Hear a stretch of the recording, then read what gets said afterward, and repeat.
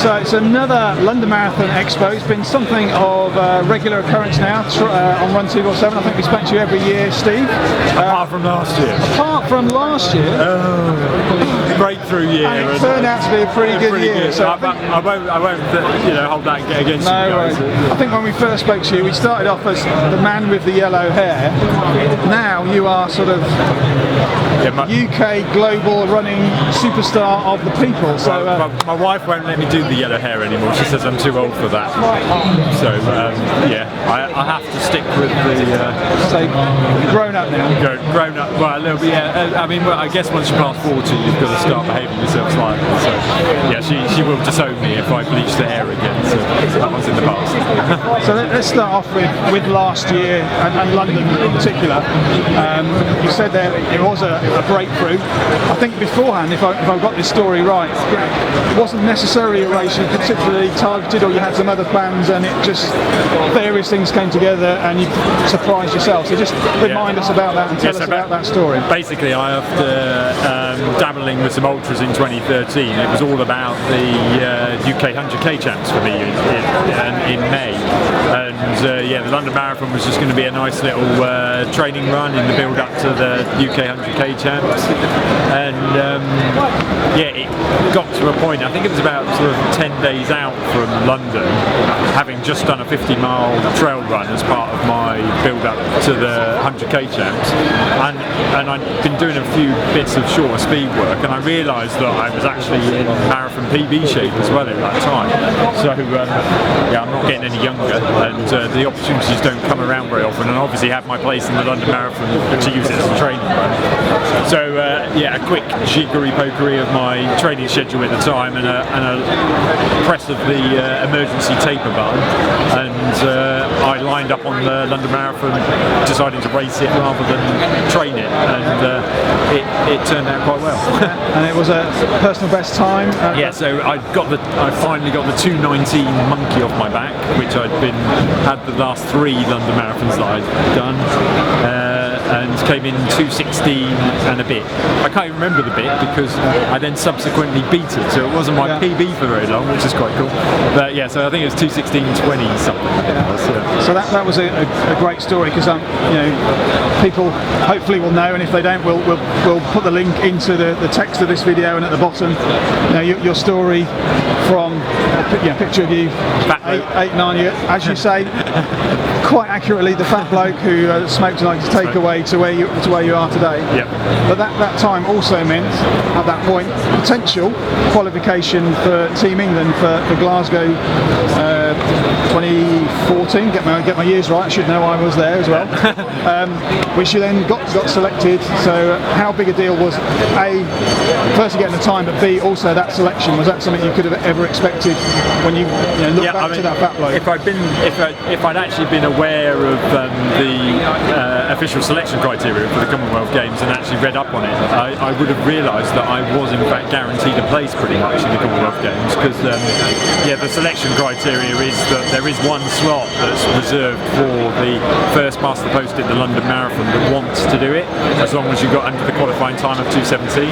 Because it was only Mo Farah and Chris Thompson that were ahead of me, I was the first one that actually wanted to run the marathon at the Commonwealth Games, and because I had the time under 2:17, it was pretty much a guaranteed slot. But because I had gone into that race with no ambitions of qualifying for the Commonwealth, so I wasn't actually aware of that until me and the wife were there the next day reading through the selection criteria over and over again, thinking, oh my goodness me, I might be going to the Commonwealth Games. So I mean, it was pretty unbelievable really, because going from not even attempting that sort of time to suddenly deciding to, and then succeeding and qualifying was just absolutely awesome. And then on to Glasgow. I guess in some ways there's a potential to, you've achieved the goal and Glasgow will be a party, which in some ways it was, but you also managed to perform again another PB, top 10 position. So just talk us through that race and that build up, and did you? Yeah, so I went from zero pressure at London, because I wasn't even planning on racing, to then having to build up for possibly the biggest race of my life, in the form of the Commonwealth Games, and so the pressure certainly sort of came on a bit then, and because obviously I had this unorthodox training in preparation for London, I sort of I had to take that into account and incorporate some of that ultra training that had got me so well in London into my build up to the Commonwealth. But I didn't want to go too silly, because if it all backfired on me, I'd look really quite foolish. So I wasn't going to do a 50-mile run 2 weeks before the Commonwealth Games, but I did want to incorporate some of that ultra back-to-back long running and some over-distance running into my schedule for the Commonwealth Games. So I think I got a nice compromise there, and I did a single back-to-back long run weekend where I did sort of like a marathon and a 30-miler on the Saturday and the Sunday, and I went as far as I did a single 35-mile run in the build-up to the Commonwealth. So it was quite sort of a compromise between what I'd done in London and what I thought was more of an orthodox marathon training, and it worked really well for me. And yeah, I mean, I've never felt so good on the start line at the Commonwealth Games, and yeah, I breezed through halfway, I think in 66.40, which is about only 30 seconds off my half PB, feeling pretty comfortable, and it was a case of then just hanging on and picking up a few slots, and I just managed to get the final 10th place finish in about the last 50 metres. I think it was a Tanzania guy that had crashed and burned in the home straight, and I just managed to get in for 10th place. It was that 35th mile you did in that training. That's amazing. So the Tanzanian obviously didn't do a 35-mile training. That's what it was. And through both the London performance and the Commonwealth Games, we'll call it celebrity for want of a better word, but your notoriety, both within athletics but also wider in terms of just people's becoming people aware of your background and story. It's been a sort of a real feel-good story, and how's that sort of translated it to you, and that suddenly becoming from the guy with yellow hair from Bournemouth to now being recognised, people want to shake your hand and inspiring and stuff.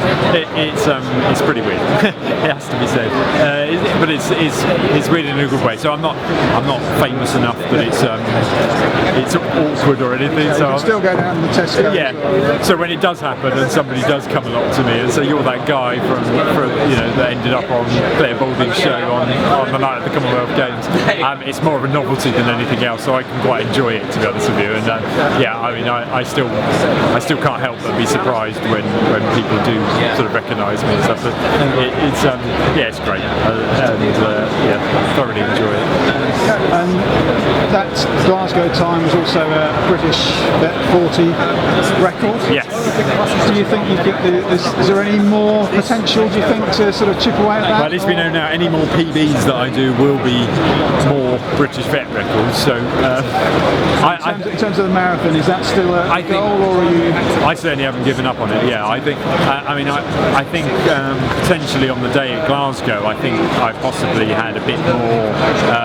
It wasn't the fastest course in the world, and we had some significant headwind in the second half on the second lap on our way out, which definitely did a bit to the pace. So I think even on that day I had slightly more in me, and when you go from doing 2:19 marathons to then doing a 2:16 and 2:15 last year, that gives me hope that I haven't reached my potential yet when I can make those sort of improvements in 1 year, even though I'm creeping up to 41 now. I think we've all seen from the likes of Joe Pavey and various other international athletes that just because you're in your 40s doesn't mean you need to be giving up on things like PBs. So so that PB or attempt at it is not going to be in London this year, we understand. Unfortunately not, no. But you've announced that you are going to be doing Edinburgh in about 5 weeks on Sunday. Yeah. So unfortunately, my 2015 essay hasn't been quite as exciting so far as 2014 was. I had picked up a glute injury in my build up to London. I was sort of aggressively trying to get myself into World Champ qualifying 2:14 shape, and it bit me on the bottom, literally.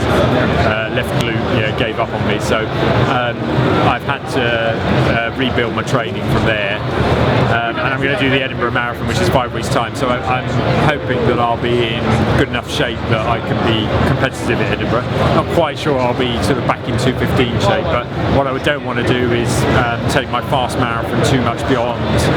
So the end of May is probably about as far as I want to go, because then I want to focus on the World 100k again, because having not achieved any of goals in the World 100k that I wanted to at the end of last year, I've got some unfinished business there, and I want to make sure that my build up to that this year is not interrupted by anything. When you do plan to do, go for a fast marathon again, is London and the support somewhere that you would perhaps expect to come back and do it? I mean, in all honesty, I was absolutely devastated when because I was back on the elite start here, which I've only had once before, and so the last 3 times I haven't qualified. My 2:19s have been just a minute too slow to get me on the elite start, and just getting back on the elite start in London was my dream, really, and especially coming here to the Expo. I've been here and the buzz of the London Marathon again.